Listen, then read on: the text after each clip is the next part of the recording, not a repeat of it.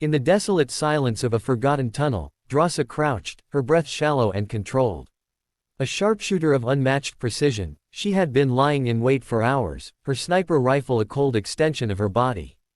The air was damp, heavy with the scent of earth and decay, but Drasa's focus was unwavering. Her mission: eliminate a high-ranking government official landing at a nearby airport. The target was no ordinary mark, he was a cog in a shadowy machine, and Drasa, a contract killer, was the blade to sever it. As the distant rumble of a landing plane echoed through the tunnel, Drasa adjusted her scope, her heart steady despite the weight of her task. Through the crosshairs, she spotted her target stepping onto the tarmac, surrounded by oblivious guards. With a single, silent shot from kilometers away, she ended his life. The bullet's precision was surgical, leaving no trace of her presence. The guards scrambled, unaware of the ghost who had struck. Drasa slipped away, her mission complete, leaving behind only the faintest ripple in the world's chaos. Her next destination was a quiet cemetery, where the moonlight cast long shadows over her mother's grave. There, she found her father, a frail figure kneeling by the headstone, his hands trembling as he placed a wilted flower. Drasa's heart clenched. She approached silently, pulling a small metal casing from her pocket, the bullet casing from her latest kill. It was her ritual, a way to unburden her soul. Each casing she handed to her father was a confession, a silent plea for forgiveness for the lives she took. "I've got another project," she said softly, her voice barely above a whisper. "It'll take a year. I might not see you for a while." Her father's eyes, clouded with pain, met hers.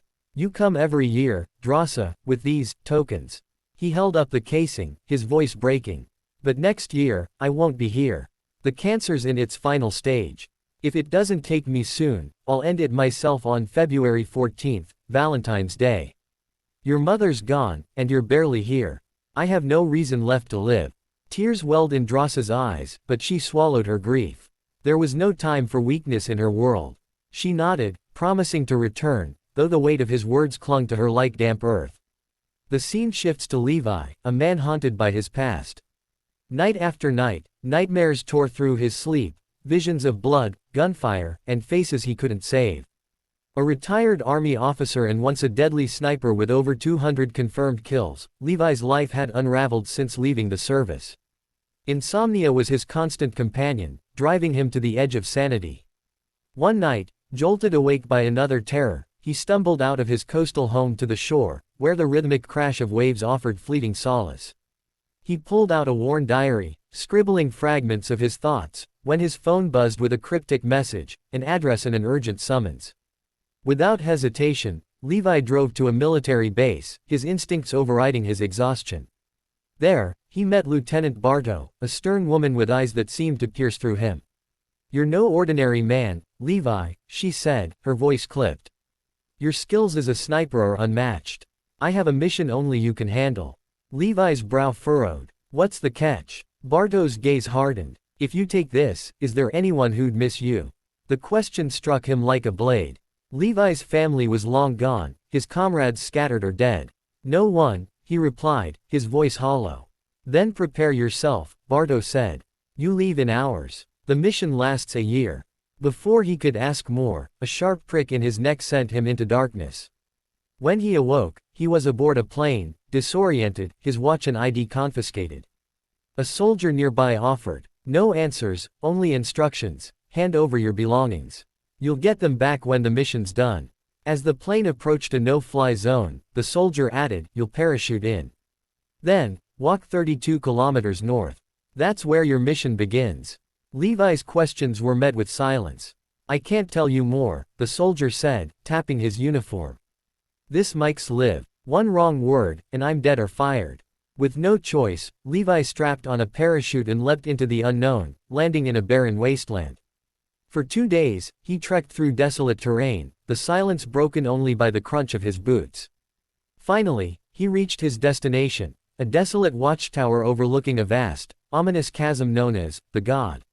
There, he met JD, a weathered soldier whose year-long duty was ending. JD's eyes were hollow, his voice clipped as he briefed Levi.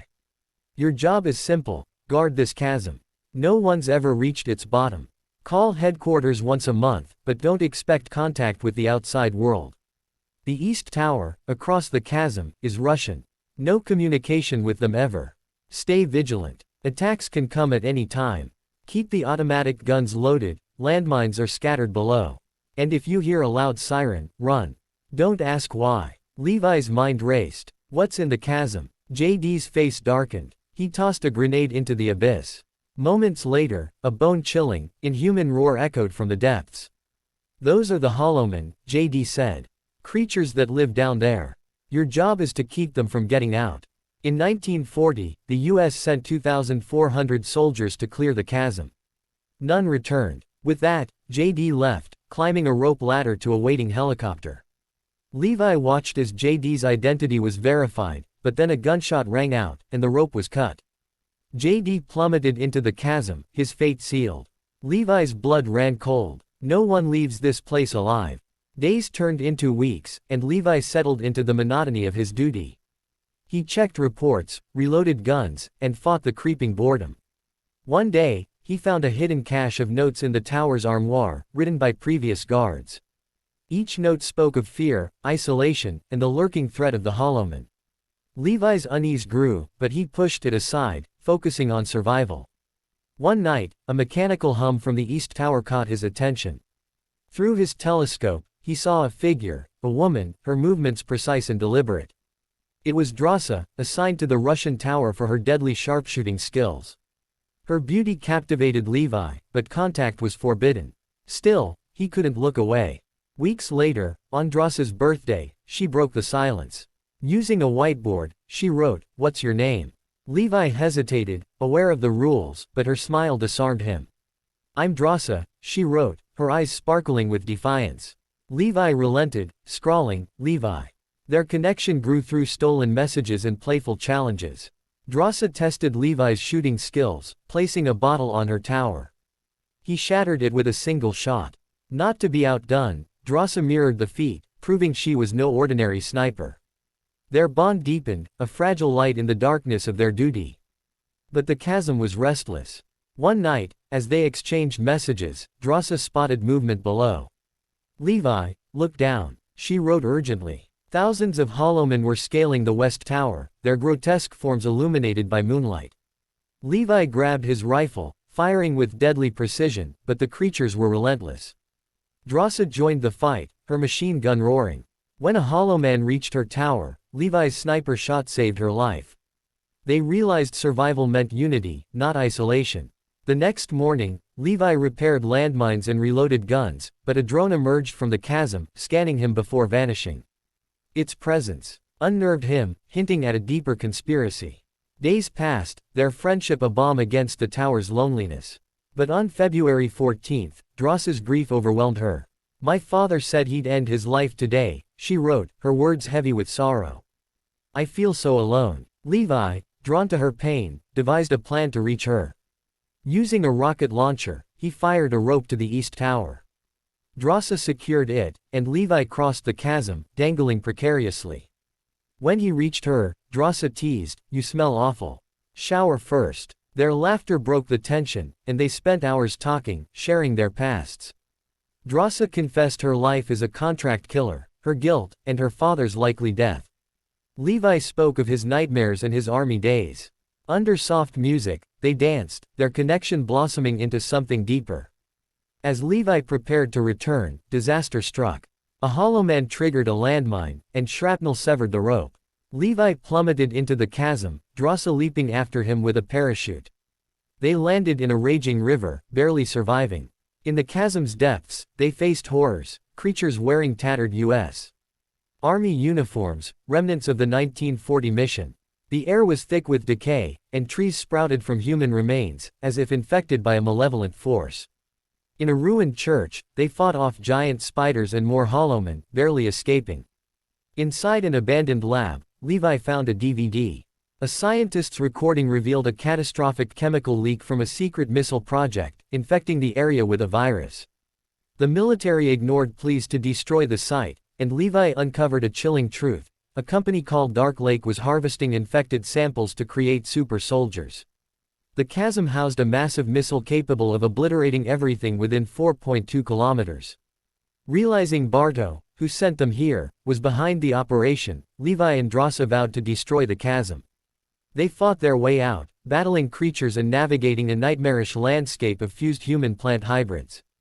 Using a jeep and a rope, they climbed to safety, burning the pursuing Hollowmen with leaking fuel. Determined to end the conspiracy, Levi planted a bomb in the West Tower and activated the missile. Barto, aware of their actions, confronted Levi via radio, ordering him to kill Drasa. He refused, and Barto arrived by helicopter, intent on silencing them.